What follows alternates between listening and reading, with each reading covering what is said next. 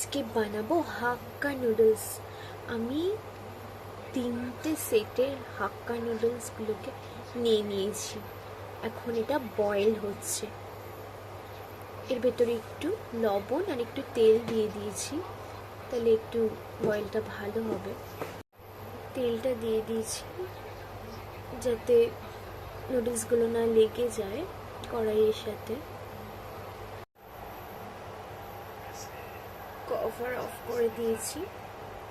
নিয়েছি 2টো এগ। নুডলসটা ছেড়ে গেছে।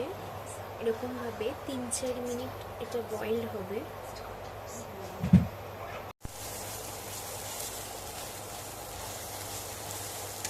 ডিম ভুজিয়াটা করে নিচ্ছি। আর এটা হবে আমাদের এগ হাক্কা নুডলস। ডিম ভুজিয়া হয়ে গেছে। ক্যাপসিকাম কুচি, পেঁয়াজ কুচি, লঙ্কা কুচি, এখানে আদা আর রসুন বাটা নিয়ে নিয়েছি। আদা রসুনটা ছেড়ে দিলাম।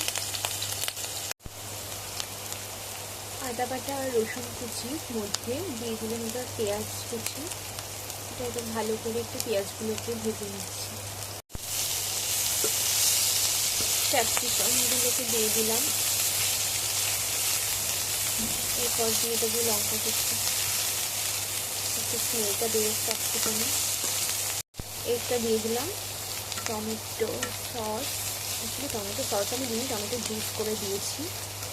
সমস্ত মিক্সচার দিয়ে এবার আমি ভালো করে নিয়ে নিচ্ছি। তারপর আমি নুডলসটা দিয়ে দেবো।